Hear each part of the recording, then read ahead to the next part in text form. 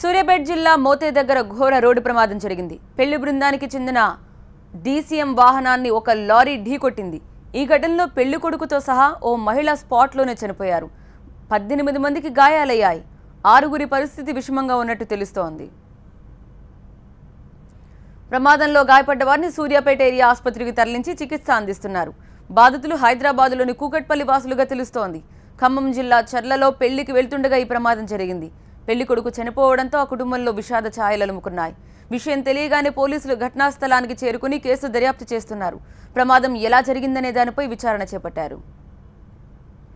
మరి కాసేపట్లో పెళ్లి పీటలపై కూర్చోవాల్సిన వరుడు ప్రమాదంలో మృతి చెందడంతో ఇరు కుటుంబాల్లో విషాదం నెలకొంది.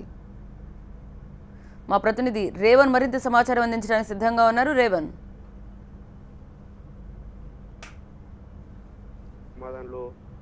పెళ్లి బృందంతో వెళ్తున్నటువంటి డీసీఎం వ్యాన్ ని వెనక నుంచి వచ్చినటువంటి లారీ ఢీకొనడంతో ఈ ప్రమాదం జరిగింది. ఈ ప్రమాదంలో పెళ్లి కొడుకుతో సహా మహిళ అక్కడికక్కడికే మృతి చెందింది. మరో 18 మందికి తీవ్ర గాయాలయ్యాయి. వీరందరినీ క్షతగాతులందరినీ సూర్యాపేట ఏరియా ఆసుపత్రికి తరలించి చికిత్స అందిస్తున్నారు. వీరిలో 6గురి పరిస్థితి విషమంగా ఉండడంతో హైదరాబాద్ తరలించారు.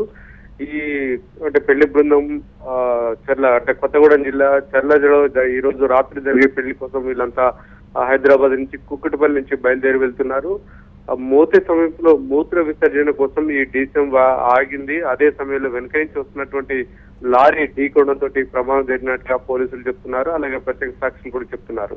ప్రస్తుతానికైతే సూర్యాపేట ఏరియా ఆసుపత్రిలో వీరందరికీ చికిత్స అందిస్తున్నారు. విషమంగా ఉన్నటువంటి 6గురిని మాత్రం హైదరాబాద్ తరలించారు.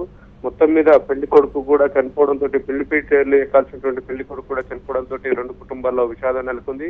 ఈ ఘటనకు సంబంధించి పోలీసులు కేసు నమోదు చేసుకుని దర్యాప్తు చేస్తున్నారు. ముఖ్యంగా జాతీయ రహదారులు వెంట ఆగి ఉన్నటువంటి వాహనాలని ఢీకొనడం ఈ మధ్య కాలంలో ఎక్కువ జరుగుతుంది. దీంతో చాలా మంది మృత్యువాత పడుతున్న పరిస్థితి ఉంది. దీని మీద పోలీసులు కూడా ప్రత్యేకంగా దృష్టి సారించి కేసును దర్యాప్తు చేస్తున్నారు. రైట్, ఆ పెళ్లి కొడుకు తల్లిదండ్రులు అదే వ్యాన్ లో ఉన్నారా? వాళ్ళ పరిస్థితి ఎలా ఉంది? పెళ్లి కొడుకుతో సహా పెళ్లి కొడుకు తల్లిదండ్రులు వాళ్ళ బంధువులంతా కలిసి ఆ డీసీఎం వ్యాన్ లో హైదరాబాద్ కూకట్పల్లి నుంచి రాత్రి బయలుదేరి 3 గంటల సమయంలో మోతే సమీపంలోకి రాగానే మూత్ర విసర్జన కోసం ఆ వ్యాన్ ఆగింది. అక్కడ దాంట్లో ఉన్నటువంటి పెళ్లి కొడుకుతో సహా కొంతమంది కిందికి దిగారు. అదే సమయంలో దిగుతున్న సమయంలో వెనక నుంచి ఒక వ్యాన్ రావడంతో లారీ రావడంతో ఢీకొట్టింది. దీంతో పెళ్లి కొడుకు ఒక మహిళ చనిపోయారు.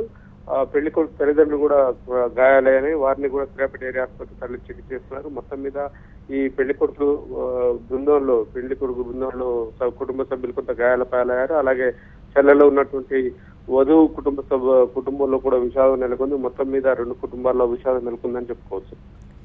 రైట్, ఇది మనకి విషాదకరమైన వార్త.